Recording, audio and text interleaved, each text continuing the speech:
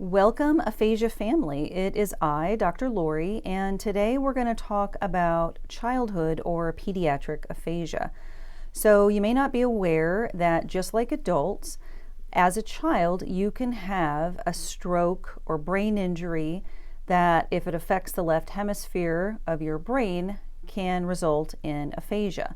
Now, remember that one of the key words about aphasia is that it's acquired. So what that means is that just like adults, there's typical development, everything is progressing, speech, language, reading, all of that good stuff. And then something happens that causes the aphasia. So that something that happens can either be like encephalitis or a brain tumor, a stroke, a brain injury, something like that.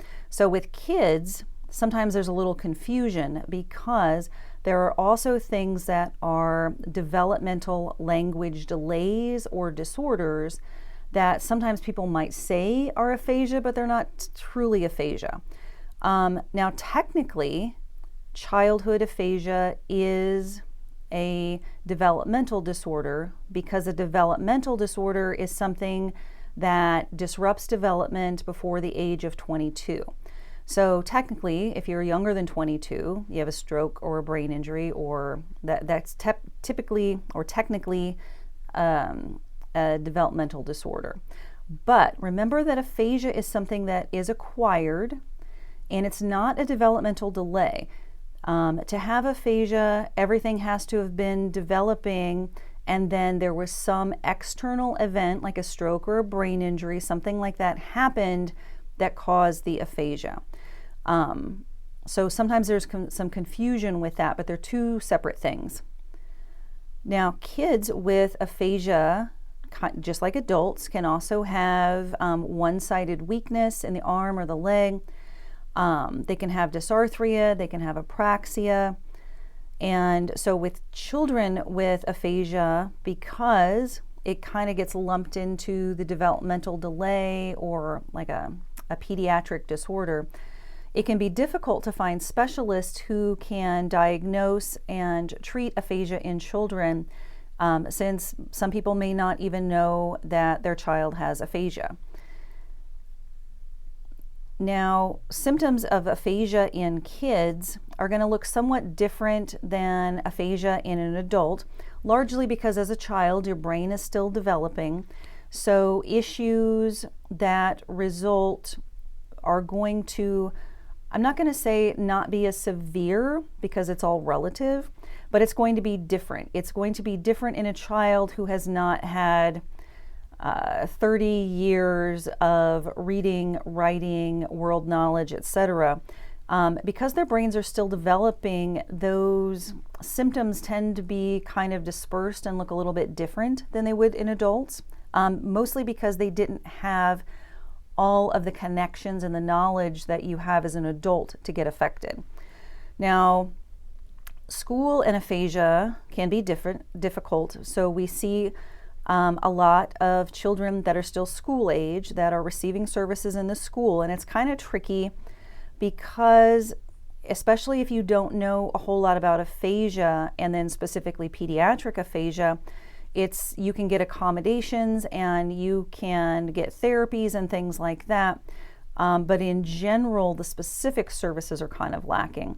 So they kind of lump pediatric aphasia under the whole developmental language disorder type of thing, and the treatments for these are going to be pretty different.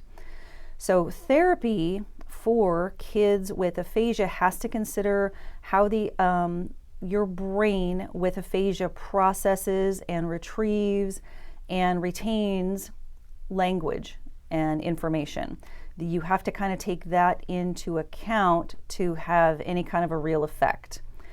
Otherwise, what you're doing is just kind of, everybody's going to get really frustrated and kind of feel bad about themselves because they're just trying to put like a square peg in a round hole type of thing where I can work repeatedly, or my child can work repeatedly on trying to learn colors, and the way it's being taught is never going to happen, or the alphabet or math. It's never going to happen that way. And then over time, this is just really frustrating for everybody. And, it's stressful for the child to repeatedly kind of make smaller gains. Now, this is something that I can help with, or we at the Aphasia Center can help with. So what we do is we have intensive aphasia programs for kids. Now, the youngest we have had here is 8 years old, and we can work on the aphasia, dysarthria, apraxia, from stroke, brain injury, encephalitis, brain tumor, that type of thing.